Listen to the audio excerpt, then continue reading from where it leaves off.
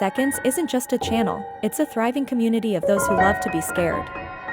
Share theories, discuss plots, and connect with horror lovers from around the globe.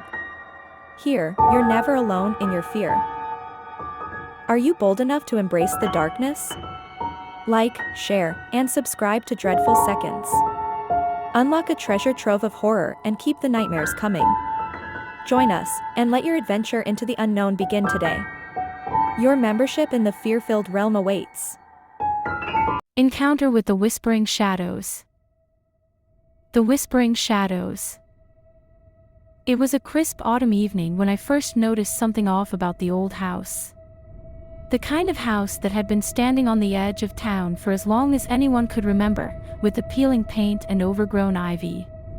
But this time was different. I had been walking home from my shift at the late-night diner, the usual quiet streets stretching ahead of me, and I decided to take a shortcut. As I cut through the alley that ran alongside the house, something made me stop. It wasn't the faint creak of the wooden floorboards in the wind or the way the shutters fluttered. No, it was something deeper. The silence. The stillness. The house seemed to be waiting. I shrugged it off as nothing more than an overactive imagination, but as I passed, I noticed something odd in the window, movement. A shadow darting across the glass. I froze. My heart raced, my breath caught in my throat. No one had lived in that house for as long as I could remember, so who could be inside?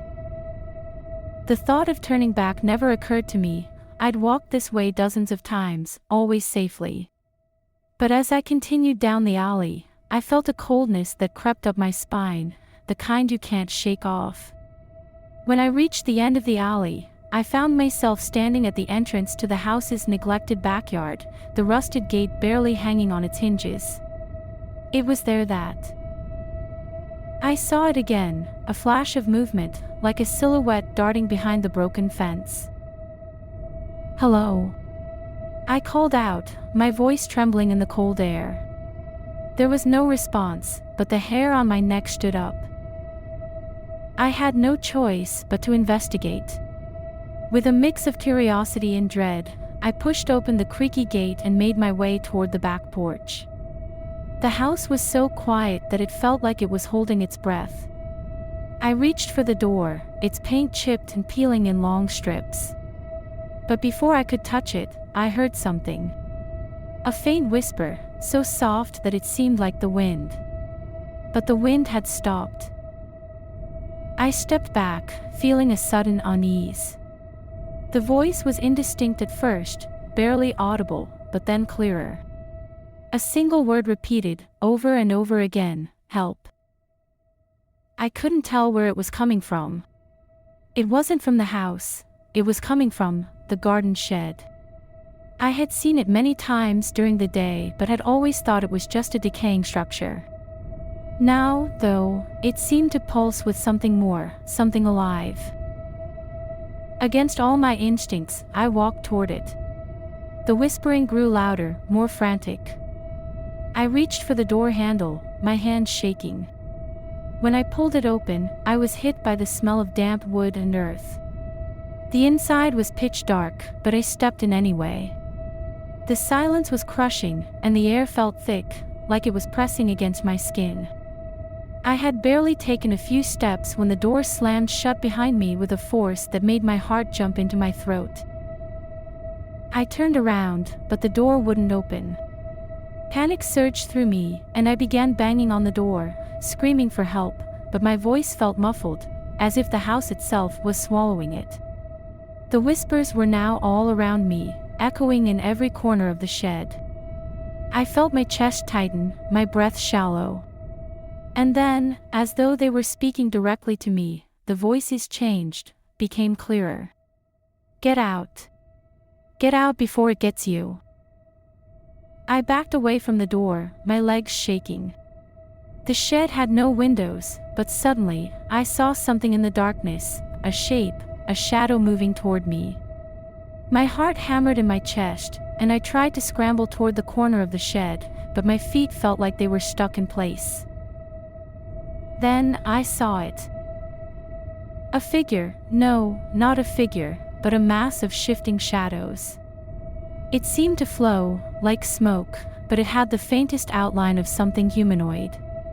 It didn't have a face, just a void where it should have been. The shadow stretched and shifted toward me, creeping along the floor and walls, slowly encircling me. I wanted to scream, but my throat was dry. I could feel the cold of it all around me, wrapping around my arms and legs like icy fingers. The whispering had stopped, replaced by a low growl, a rumbling sound that made the hairs on my arms stand on end.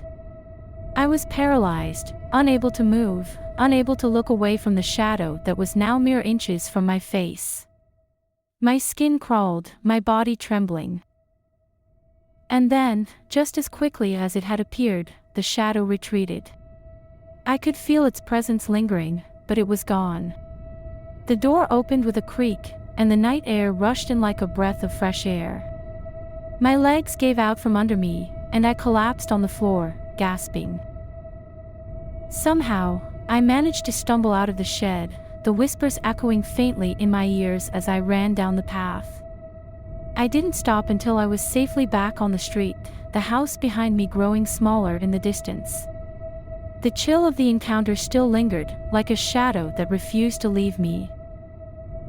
The next day, I went back to the house with a friend, thinking I had imagined it all. But when we arrived, the shed door was wide open, and there was no sign of the shadow. Still, I couldn't shake the feeling that something was watching, waiting. We left without stepping foot inside, and I never took that shortcut again.